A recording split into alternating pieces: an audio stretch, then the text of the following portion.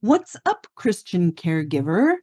It's Lizette, your Ask the Dementor monthly meetup host, and you're listening to Dementia Caregiving for Families. It's the show where I teach Bible-believing Christians how to navigate Alzheimer's and dementia care by decreasing your stress, planning ahead, and getting back your time despite a dementia diagnosis.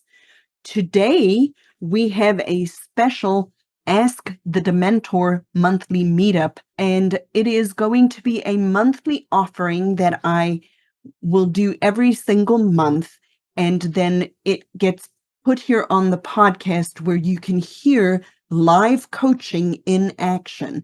And this was the very, very first one. It had a little bit of hiccups, but I am super, super excited about how it came out. So I hope you enjoy this live coaching from our May Ask the Dementor monthly meetup. And if you're interested, the link to sign up for the next one is in the show notes below. You can come once, you can come 10 times, but this is for me to be able to serve you, this community.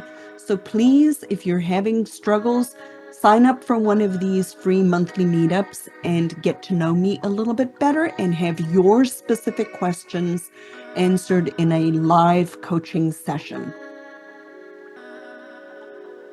Have you recently found out someone you love has dementia? Struggling to wrap your head around how to be a Christian caregiver? Searching for answers by joining countless Facebook groups but find them toxic? Learning how to cope with dementia feels difficult, but learning a Christian caregiving worldview can be easy.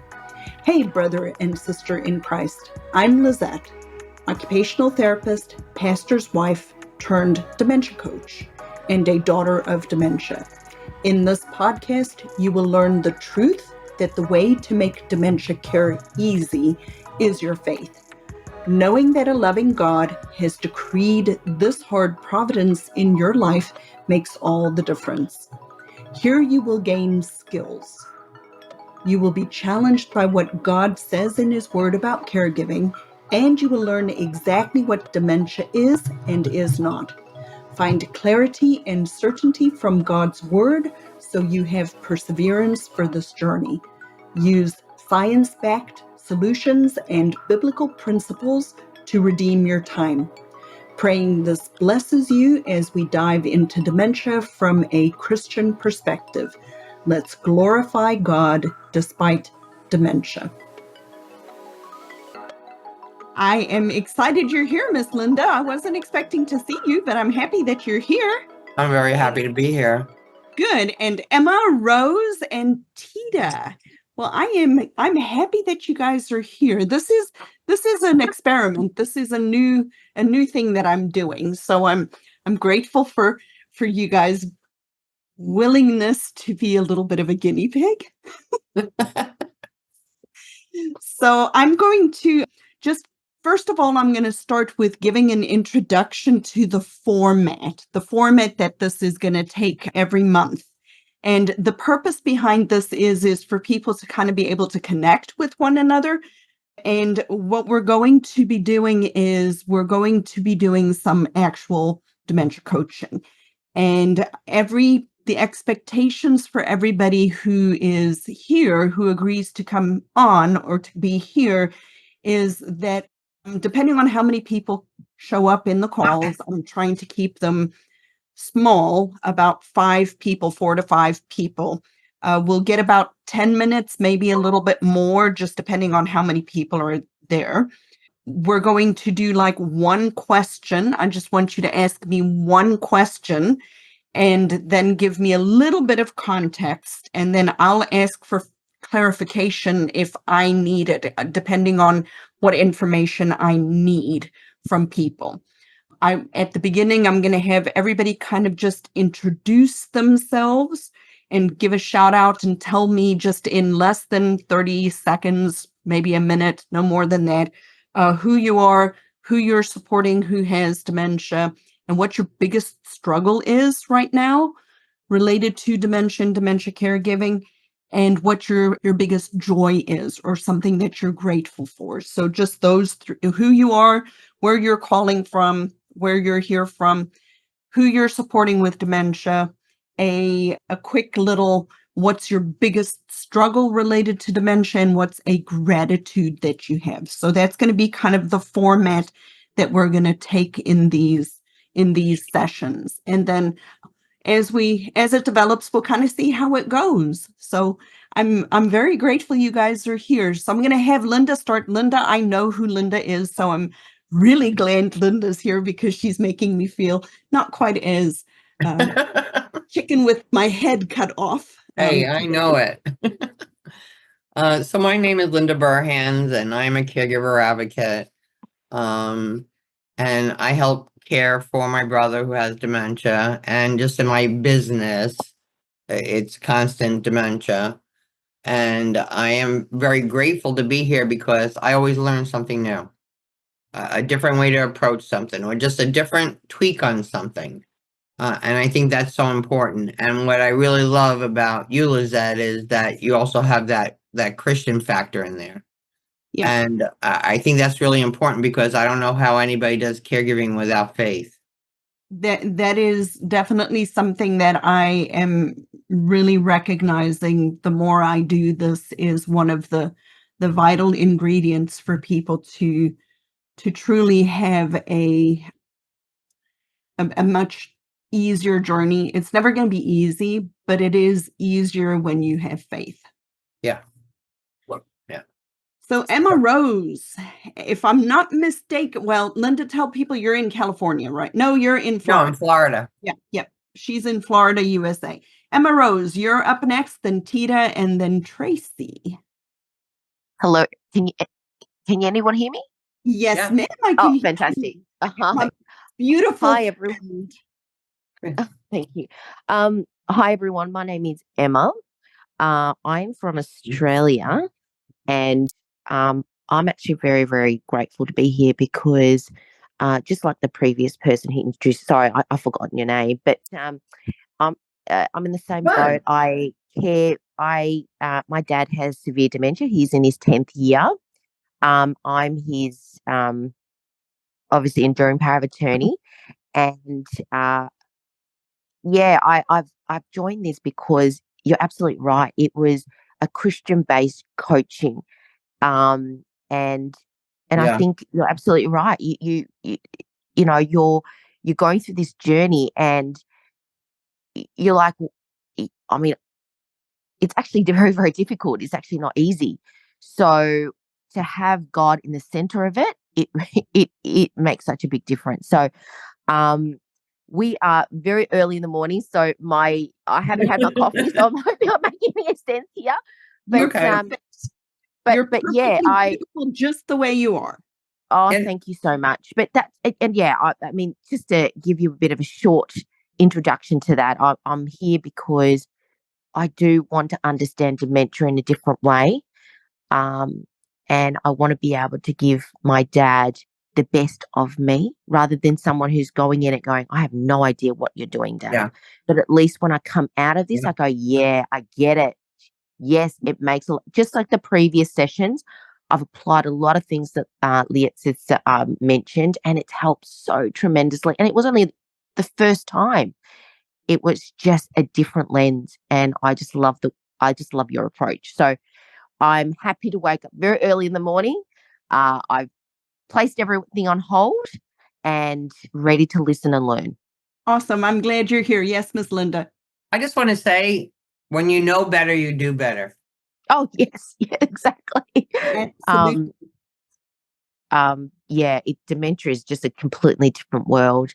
And I think I'm even more grateful that, I'm grateful for my brain functions, that I'm able to function properly. I can only imagine, when I'm relating dementia as when I'm tired and I'm down and out, and that's the only thing I like. My brain doesn't function properly, and I can only imagine what they're going through. Like they can't even they've lost all functions. So Well, we'll talk about that a little bit more because everybody has remaining functions, and that's what we need to concentrate on. So, Miss Tita, tell me where you are, who you are helping, and what your biggest struggle is in dementia caregiving, and something you're grateful for. Hi, I'm Tita, and I'm from Las Vegas. I'm taking care of my husband of 43 years. The main struggle that I have right now is he's denying, he's under self-denial. When I say that he has problem with his memory, he just won't accept it and he gets mad. So he's really in big denial. The main thing that I'm having problem with is his driving. He always wants to drive, but he doesn't have any license anymore because the doctor sort of like reported him to a DMV, so they took off his license. Okay. But every time he sees the car, he wants to drive. But I keep, so it's a struggle all the time. Then he gets mad at me for not letting him drive. So I'm afraid one of these days he might just get the car and drive.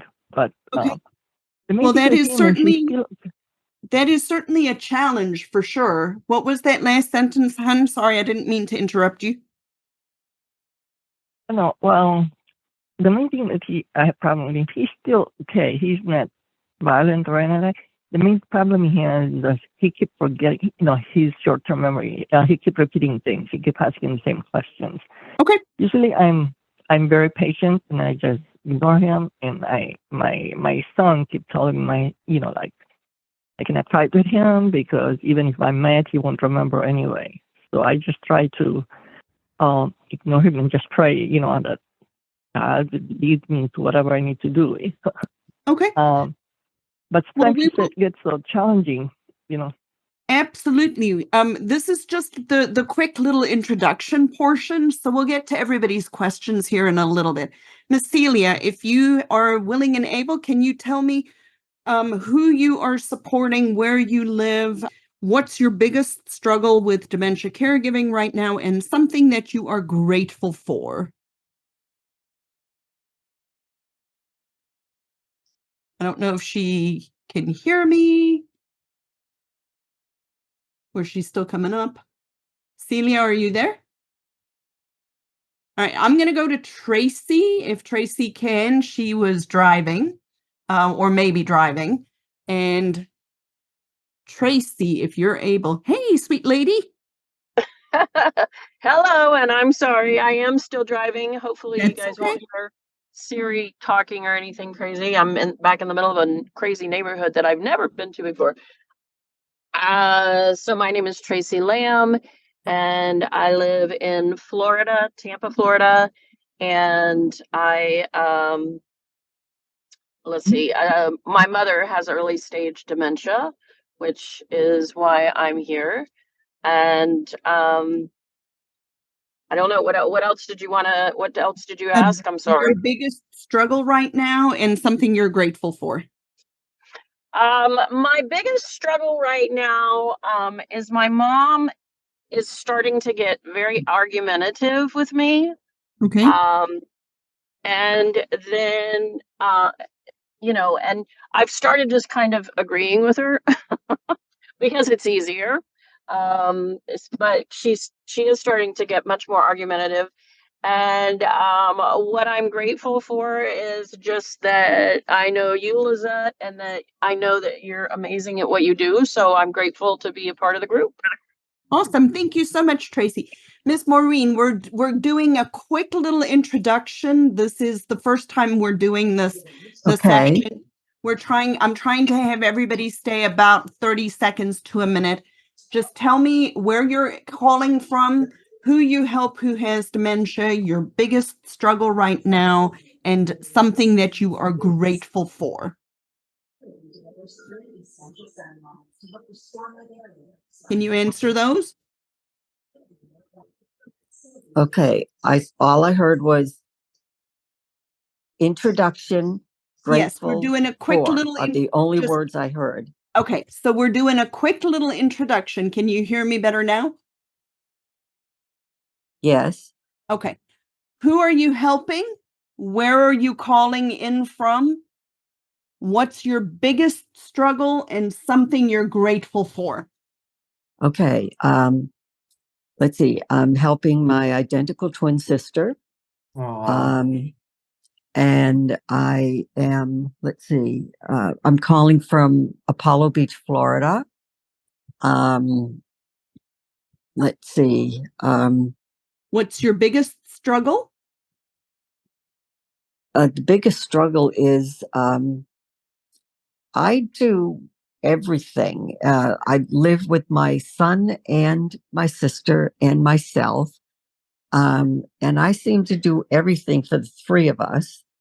And I'm 72. I'm not getting younger. I'm getting older.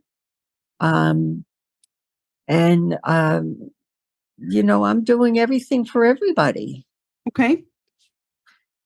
And what am I grateful for? I'm grateful that I'm healthy, and my father's 96 and he's doing Wow. great. So I'm grateful that I have his genes.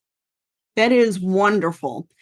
Well, let me start with I'm going to start with Linda, because Linda said she had to go to see somebody, possibly she helps caregivers as well. So Linda, we're going to keep everybody to about 8 minutes. So start with the question that you have, and then we'll kind of unpack it and we'll go from there. Okay. You're muted still. Sorry. That's okay. So I've been doing this for a while, but then it comes back to home all the time. God always brings me back right where I need to be so I can relate. You know what? I totally understand that sentiment. Yeah. But I've been having this like little query in my mind lately. So when caregivers say to me, mom asked for dad, and they say to me, I tell mom dad died 10 years ago, and mom cries. And she goes, well, the next day she tells me the same thing, blah, blah, blah, blah. And I always say, tell them that dad's at work or dad went to the store. But I think some people with dementia can still get that, and he's not coming back from work or he's not coming back from the store. So maybe the right conversation or another conversation is to have when they're looking for my husband. Tell me more about him. Okay. So a different way to look at it, and maybe it's just for different people, it's a different way. Okay. But it's something that I would like to converse about.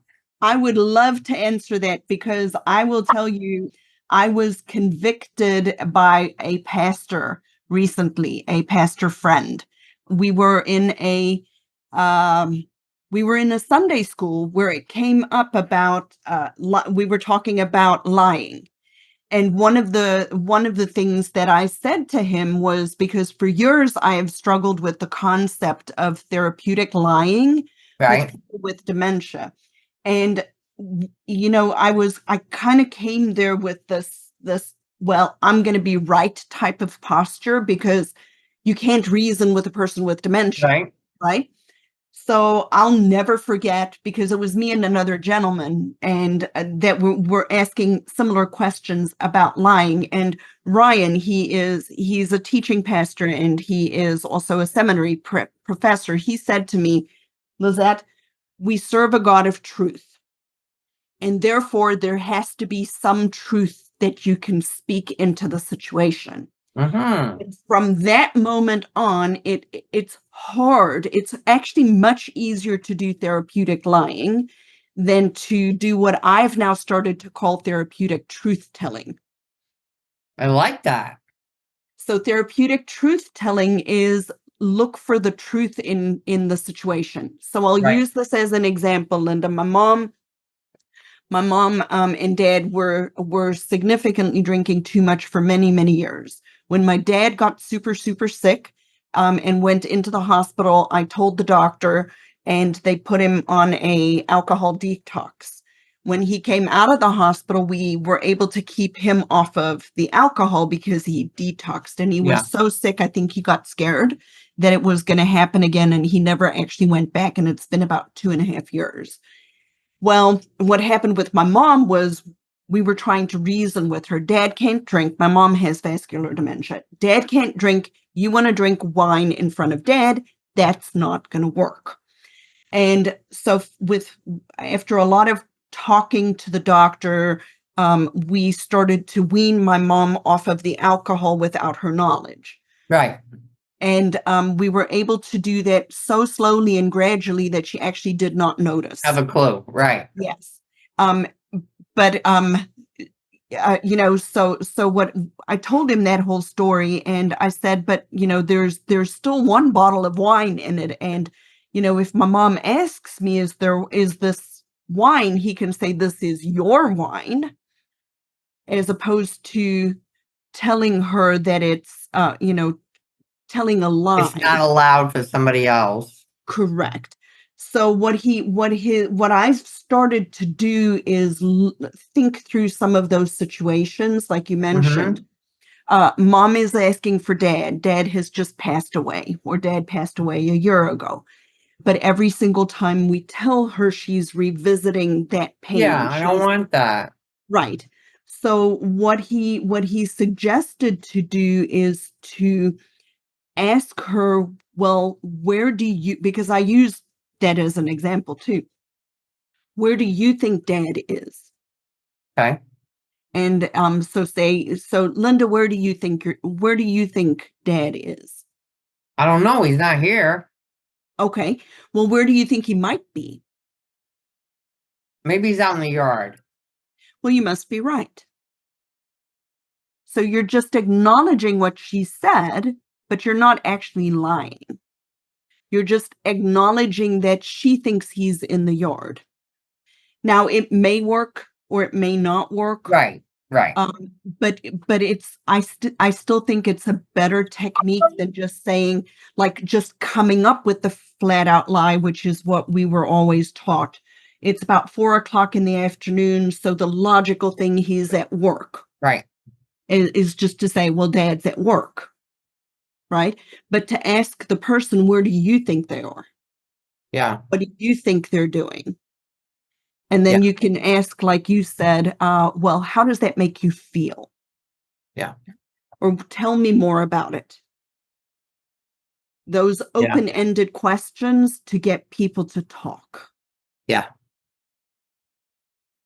Thank you. You are welcome. Was that helpful? Yes. So, it's always going to be a challenge because it is so much easier to lie. Well, and you know what? It's an evolving thing. Yes. What works at one time doesn't work at another time. I always felt that I wasn't so much lying, I was being compassionate. Correct. But if there's another way I can do it, I would prefer to do that. Right. And I agree, it is compassionate. But at the same time, when I'm coming at this from a Christian perspective now, and like I said, Right.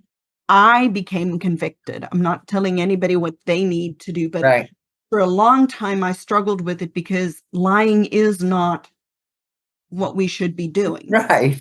So God will give us a way to not lie, but also not make the dementia response worse if we keep it in the front of our mind and we look for the creative solution. I think we can come up with solutions so that we don't have to flat out lie and still have a kernel of truth to it, and just maybe go back more to the validation side.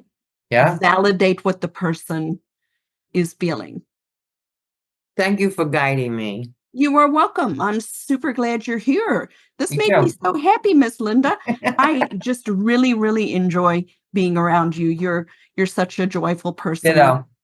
I enjoyed the conference, by the way. It was a really good conference. Yeah, it was exciting. So I'm going to go to Miss Emma, and then Tita, and then Tracy, and then Maureen. So Miss Emma, start with the question that you have or the specific situation that's occurring, and then tell me, then let me ask questions if I need more questions. Are you still there, Miss Emma? I should have warned her earlier. Oh, there you go. Oh, sorry, you There had we go, manual. beautiful lady. I love your accent, and it's even better because I can't see you, so I can just listen. Oh, I'm so sorry because I've just woken up, so I'm like, oh, I just have to hide my face a little bit. I'm so sorry. It's okay. I'm just glad with the timing that it can work out for you in Australia. I really am. Yeah, thank you. Sorry, I just had a question, but then I completely forgot. But it was really around, um, maybe what was it?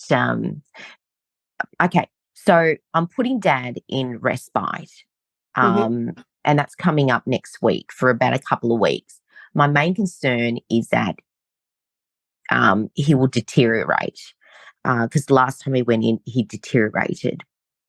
So what I wanted to do was when I put him in this time, I wanted to create an environment where, because last time I didn't know any better. So everyone sort of did whatever they wanted sort of within the nursing home. So number one, he doesn't speak English and they wanted to use a mobile phone, which he thought that he could not recognize what a mobile phone was. And putting it up at his face, he just didn't register that. He just didn't register it. So it confused him even more. So what I did was, although this particular place did not have Vietnamese speaking Mhm. workers, I've then said to the respite carer that I pay for to go into the home to look after him, to continue her services, Mhm. where she can then go to the nursing home and just assist some of the staff within that 3 hours if they need to tell him something. And I'm wondering whether or not that will even make a difference at all in his settling, or is that just sort of in my mind, it may or may not work, you know? Okay. I'm just thinking, would that make a big difference, or am I just wasting money just putting, because obviously when you're in a nursing home, there's 24-hour care. But I just feel that Dad feels so confused when people are flashing cards at him. He doesn't even read himself. Right. And then putting in, that dictaphone to say, do you need to go to the toilet? But he doesn't understand the question. And when you put it in English in the phone, it says, have you got a bull on your head? So clearly the translation is wrong. But That's not good. no, and the workers aren't going to know because they don't know the language. They just think, Right. okay, I'll just put it in. But the dialect, everything is all wrong in it. And it's not their fault, and I'm not blaming them. Right. But I'm just thinking, will that even make a difference? So can I And ask a couple of clarification questions quick? yeah, absolutely. How long has your dad have dementia? What do 10th you know? year, 10th year, 10th Okay. year. But what is his functioning? Does he still speak? Can he still Oh, get yeah. dressed? Okay, so Dad is still mobile, Mhm. much slower, obviously, because he just turned 70, but he's mobile. The communication is miniature stories of his life. So Okay. the responding to questions is it's not non-existent, but you could tell it's It just takes very time, big. It takes a lot of time, a lot of effort. repeating yourself. Yeah, repeating Now, yourself. at home, can he still go to the restroom by himself? He still can hold his bowels. He can pull down his pants, but he does not recognize the toilet. Okay. So he's already moderately impaired towards the more severe side of dementia. Is that an I would agree. I would Okay. agree with that. Yeah. Okay.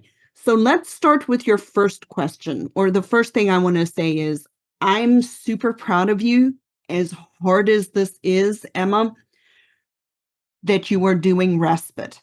If you are his primary caregiver, you need to be able to take respite and you cannot feel guilty for doing it. Okay. So I'm very excited that you're putting him in the respite program.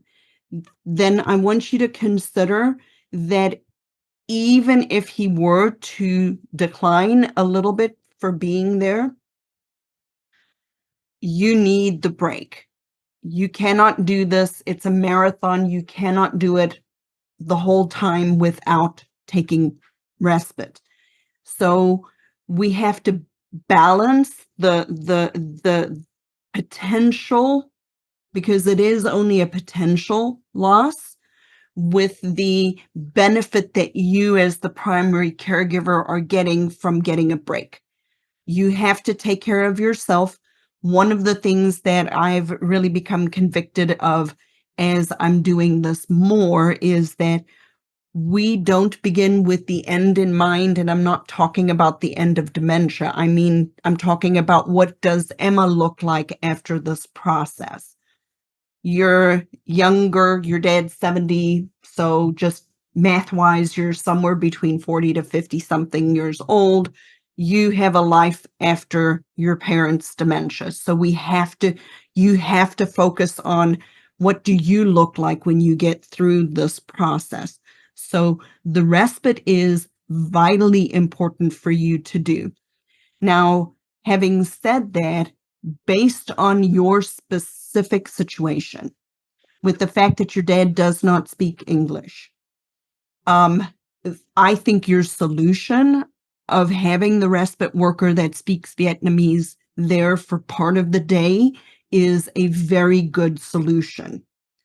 And then as much as, are you planning on going to go visit your dad, or are you going to just not be there for the 2 weeks? So can I just clarify something, Lizette? I'm not the primary carer. Okay. It's his partner that's the primary carer. I intend to go see my dad every day after work. But the primary carer actually has some very serious gambling issues. Okay. Okay. So, but in light of that, what you're saying to me, I'm putting myself in her situation, that she still has a life. Although, I mean, our Christian values tell us, I'm just so frustrated with her. But then again, to me, I have to look at her as though she's got an illness. So I'm trying to put all that aside and go, okay, you still need respite, because Yes. dad wants to be in his home. And I know, but I've asked her, I'll look after dad for 2 weeks so you can get respite, so it's not disruptive for dad. But she is unrelentless now, because she feels that if I punish your dad, when he comes back, he'll know that I'm the better person to care for him, like to appreciate him more. But I said, but He's not I going to don't have the recognition of that if his know, impairment but is as you've yeah, described. but I don't know if she's trying to convince me of that, or she's trying to convince my dad of that, or she's punishing me through my dad, because if I don't do her banking, or if I don't, do all these little petty things, that she just, she has this way of trying to hurt me Mhm. by hurting my dad. It's a strange feeling, and I can't. Yeah. Well, That's the way I language it. it's a complex dynamic. Who is the primary decision maker for your dad? I am. Okay. But at the moment we're in court. She's trying to take that away. Okay. But currently you're the primary decision maker. Yes. Okay. I think you're being very gracious, and I think you're doing the right thing, in my opinion, to give her some respite. You just need to consider, we can only change our own response. We cannot change somebody else's response. So you do what you know to be is best for your dad, for her, as well as for yourself, because you do need to protect yourself in this particular situation as well. But back to the respite, since he doesn't live with you primarily, it won't confuse him more for you to go visit him. And you were going to visit him anyway after work at home. So having the respite worker come in and speak Vietnamese and help him a part of the day, and then you coming in and helping him in the evening hours a little bit, may be just enough to help so that it's not as confusing. But regardless, even if it does cause him to have a little bit of a decline, don't beat yourself up about that. My view related to this has radically shifted since becoming a family caregiver. Yes, my goal is to keep a person as independent as we can, but I also recognize that the caregivers have to have a break. I'll use this as an example. I went on a cruise. I never would have traveled with people with dementia, but I went on a dementia-supported cruise for 10 days. And even though the people on the cruise were moderately severely impaired, and it may have made them a little more confused than they might normally be, it was the best thing for them. Even in a respite type situation in a nursing home, it may be a very good situation for him in any case, because there's a lot of activity and movement around and interaction, even though he doesn't understand necessarily with other people. So I think you're doing the right thing, Miss Emma. Okay. Thank you. I hope that was helpful. Oh, very. Thank you. Thank you. You- Everything that comes out of your mouth is helpful. Oh, you're so sweet. You make me so happy. All righty, Miss Tita, let us hear your question, young lady. Give everybody's computer a second to play with. Everybody needs socialization, yes. Can you unmute Miss Tita?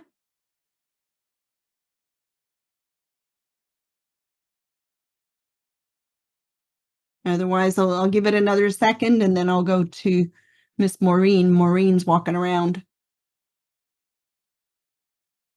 Did you know that caring for a person with dementia doesn't have to be this hard? If you are struggling and you would like to join our next free workshop, the topic of the workshop is 3 tips how to avoid challenging dementia behaviors without stress, anxiety, or burnout. I invite you to walk away with science-backed dementia caregiving skills that many professionals don't even know after attending this free workshop on Saturday. If you'd like to register, message me the word workshop on Instagram or check out the link in the show notes below. All right, Miss Maureen, I'm going to have you, we'll come back to Tita at the end. Maureen is a caregiver on the move. She is. She's literally moving. You just need to unmute yourself, Maureen.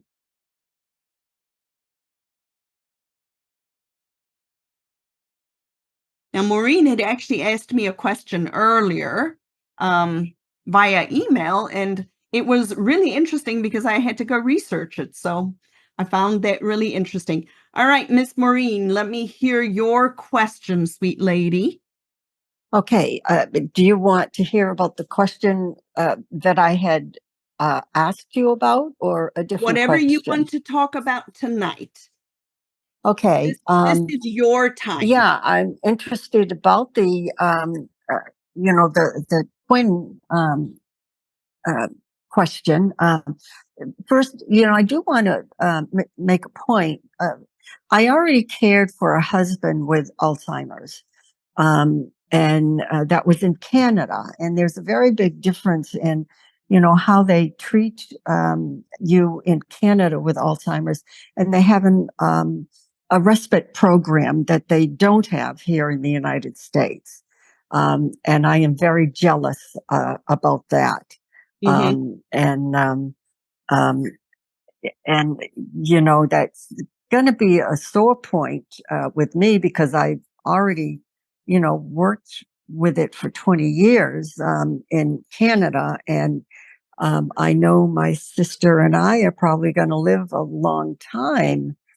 And I don't know what to do about that. So maybe I want to address that. Okay. I Are you talking am going to about be finding? her primary caregiver. And I don't know about what to do about that because I'm doing everything in the house, inside and outside. I just spent yesterday raking leaves with members of my church, helping me rake the leaves. And I'm getting older, not younger. And there's going to come a point in time where I'm not going to be able to do certain things. And respite, I'm certainly going to remember everything that I had in Canada at my beck and call, including weekend respite and week-long respite. Okay. And I don't know if you're talking because I had received a phone call from my son and my volume somehow went way low and I've got my cell phone up at max and I can't hear you at all. So I don't know what I'm going to do because both of us, I've got a pension and my Social Security, but it's certainly not enough to help my sister, and she's got her Social Security. I don't know how to Maureen, deal with this. can you hear me, sweetheart? If I put my ear, you're going to be able to just see my ear. That's okay. We're not worried about what you look like. So the first thing I want to say is I'm sorry that you have experienced this with your husband before. And I know that must be super frustrating to now be in another country where things are different. But we can't worry about what happened in Canada unless you plan on moving back to Canada. We've got to focus on the here and now, what we're dealing with now. Right. The follow-up question I have is how far along is your sister in this journey? Well, that's interesting because at the beginning, with the meds that she was on, she was quite hostile and even hit me. But we went to a different doctor and she straightened out her meds and she is actually in the mid stages and her personality has changed and she's kind of back to my sister again. But can she still get dressed by herself? Yes, all of that stuff she can do by herself. But what I can't do is leave her alone like all day. Okay. So does your son work? Yes, he works 12 hours a day. Okay. So you are the primary person that is helping. And what I hear you saying, and correct me if I'm wrong, because I'm wrong all the time, is that you're a little frustrated because you feel like all of the responsibility to do everything is on you. Yes. And one of the things that I need to do, because I'm a member of the Church of Jesus Christ of Latter-day Saints, is that we have to go to the temple to do work for our ancestors. We do family history. And the closest temple to me is a 2-hour drive. And doing work for my ancestors takes about 2.5 hours. So that means I would be away my son's days off. There would only be one day that I could do that on.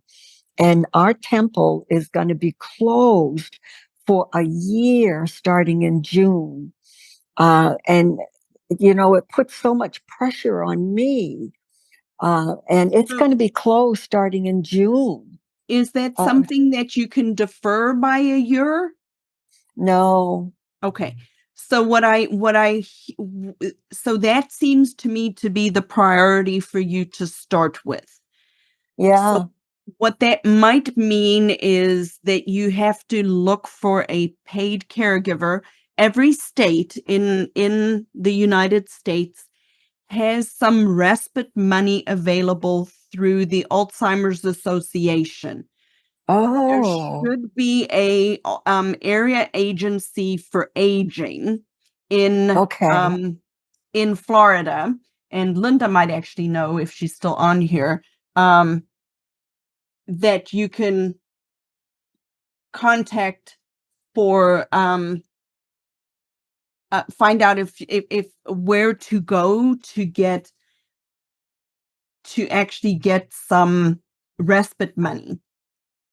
Okay. What's the zip code in Florida, my dear? My zip code is 33572.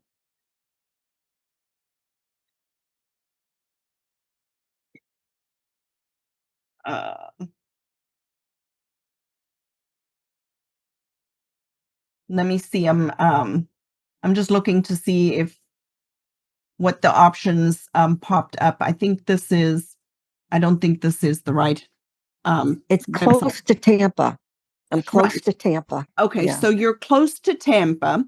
The area, so I would start with the Area Agency on Aging and the Alzheimer's Association in Florida. There is usually some respite money available, but you typically have to go through the Area Agency on Aging to access that. And depending on when in June your temple is closing, the sooner you can try to get some of that taken care of, then the sooner you can get some respite care set up so that you could maybe go before it closes in June, and Right. time it with when your son is off, and so that Yes. he can supplement some as well. The other Yes. thing, Maureen, is you may want to, since it sounds like your sister is based on what you are, she's in Apollo Beach, Linda. Okay. Depending on how much assistance she needs, you could perhaps ask the church if you cannot get the respite money, because it's a process, right? If you cannot get that set up Yeah. fast enough, have the church help you with that, with getting a couple of people to stay with her so that you can just go get this burdensome task off of you so that you can focus then on the next stuff. So those are the action steps I would take for you right now, since that is something that is important to you. You will feel more in control of your journey if you still are doing the things that are valuable and meaningful to you as the caregiver. Yes. So And good thing is we are building a temple within 15 minutes of where I live, but it may take a year or two for completion. So it's a short-term problem. it's a short-term problem, but the immediate problem is go to the Area Agency on Aging Yes. in Florida. If you cannot get that set up in a timely manner before you have to go before the temple closes, line up a couple of people from the Church of Latter-day Saints to come help you for a couple of days, time it with your son being off, and you go, because that'll Yes. be the easiest way for you to burn out, is not to take care of these needs. Okay. Okay. Thank Well, you. you are welcome. We have a starting point, and Tita got her microphone off, so I'm excited. Miss Tita, tell Can me. I just say one thing? Hi.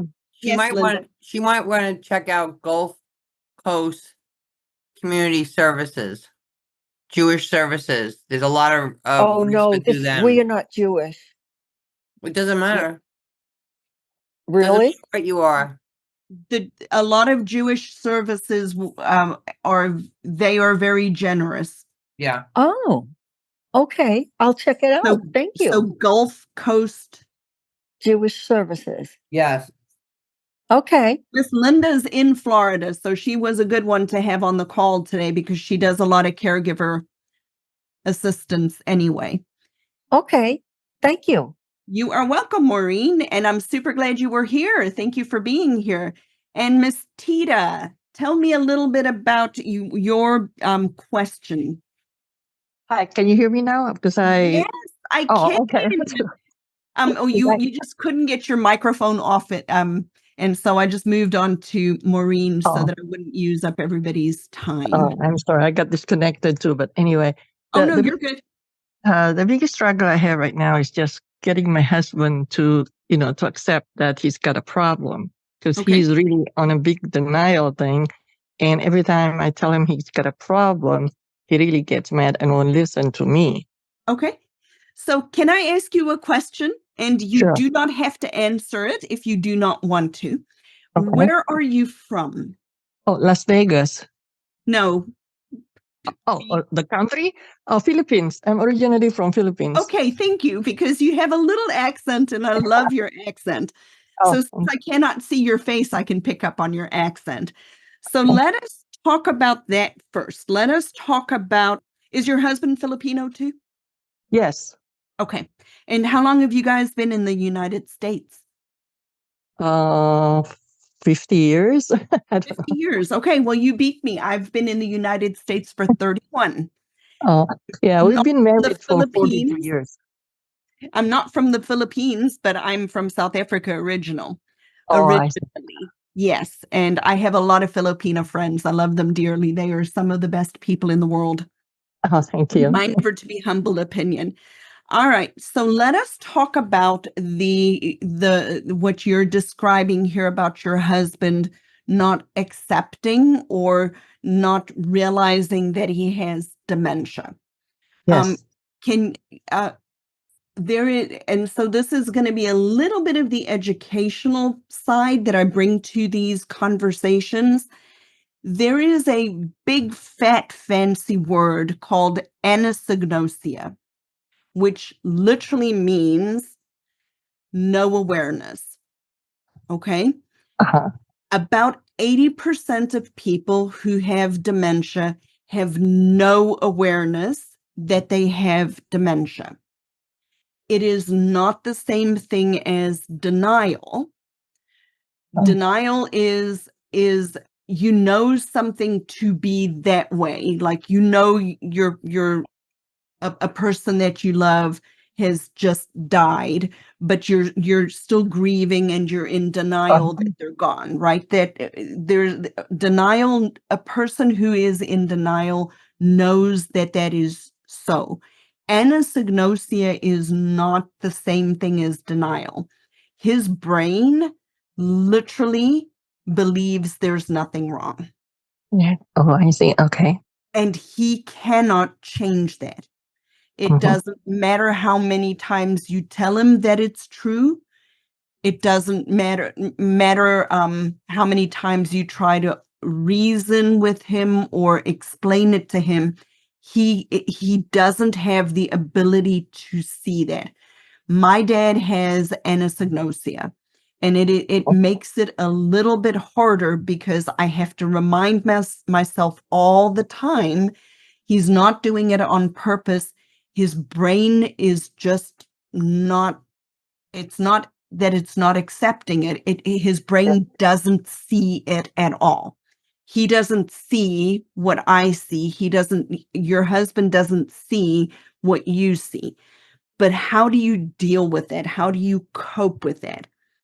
Well, one of the biggest challenges for us as caregivers is learning early on that, I'll use this as an analogy. Most of us have seen somebody who have had an amputation, right? Like they've lost a leg because of an accident or being in a war or whatever. We've seen people with a prosthesis. And because they wear a prosthesis, we know that their leg is gone and we can see that there's a problem. Okay. When somebody has dementia, their brain is broken on the inside. The way it always used to work, it's not working that way anymore, but we cannot see it. We cannot see those changes, so it's easy to see the person the way they've always been, which makes it hard for us to remember sometimes that something's wrong. Would you agree? because you Yeah. guys have been married for 43 years and it's like a well-worn path, right? You've been married Yeah. for 43 years and you have a very well-worn path of communicating with your husband. I've been married 31 years. I have a really good path with my husband that we always follow the same path. Mhm. Maureen has been her sister's twin for her entire life. They have the same way of communicating that they've always communicated. So back to the analogy of a person who's lost a leg, we can see there's something wrong. A person whose brain is changing, we cannot see. So it's easy for us to fall back into the old patterns of communicating. Okay. The best strategy that I'd love for you to try, and it is hard. You're going to have to you're going to really have to work at it. You'll have to put it in the front of your brain. Okay. Is that whatever, if your husband forgets something and and I'm just making this up, right? I don't know that you're doing this, but say he forgets something and you say, "But honey, I told you so." Mhm. Oftentimes the response is, "No, you haven't. You never Mhm. told me." Yeah. Yeah. Right? Right. So can you tell I've done this a few times? Yes. Um, I so think. a better option is, you've told him, but Yeah. reminding him and telling him that you've told him is not getting you anywhere. Would you agree? Yes. Uh-huh. Okay. So another thing to maybe try is to not remind him that you've told him, but to just kind of validate, make it your fault. And this is sometimes the hardest thing in caregiving, is we're the only one that can continue to change. They don't have the ability to change anymore. So if he says, "You didn't tell me," then just say, "I'm so sorry, honey. It must have slipped my mind." So what I'm trying to get at is, I don't want you to argue with him or Yeah. try to tell him things over and over if it's causing an argument in your relationship, because neither of you are going to win. Both of you are going to get frustrated, and it just sets the stage for the communication moving forward to be harder, because he then isn't going to trust you in time. People with dementia, they're very sensitive to emotions. They're very sensitive. They will pick up on your emotions in a nanosecond.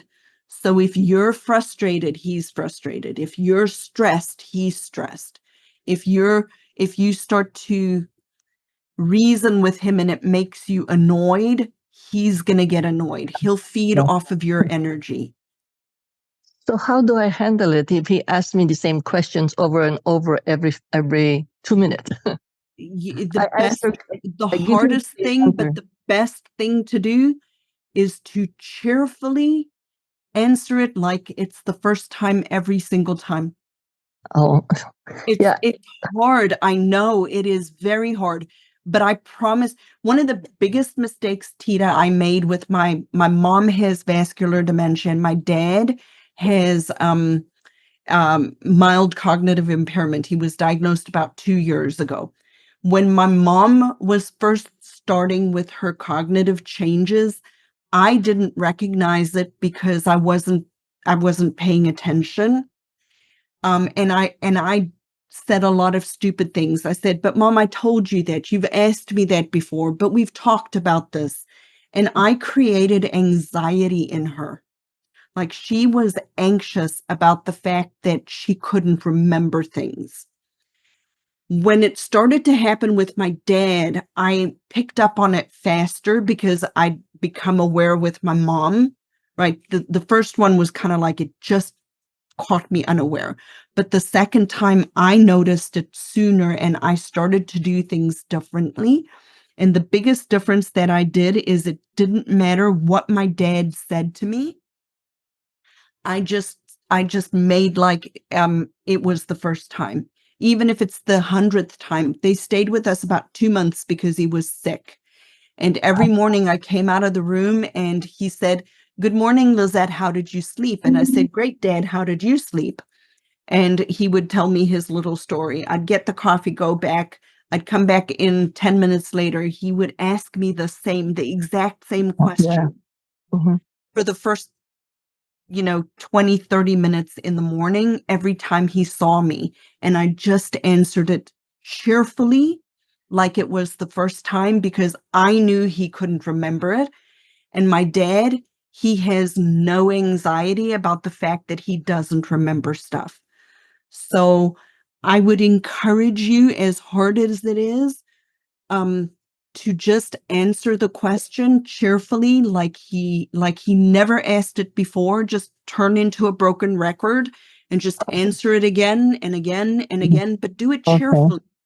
Do it cheerfully, like make it not matter. Make it not bother you. How Because about writing it down? Because I started like trying it now because he asked me the same question. He forgot that we have 2 kids. So I have to write it down because he kept asking how old are they, where are they? So I wrote it on a piece of paper, the names, their age, and our grandkids. And how did he respond to that?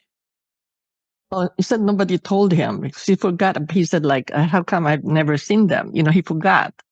So I said they're in Chicago. They work in Chicago. So I just write that paper. And when I tell him it's in the paper, and then he goes back and read it. Okay. So what you could try, since it's a very specific thing about your children and your grandchildren, you could consider having your children help you make a book. Like one of these books that you can make online with photos and everybody's names and birthdays and where they live. Oh, And I then see. when he asks you, you redirect him, "Here, why don't you look at your book?"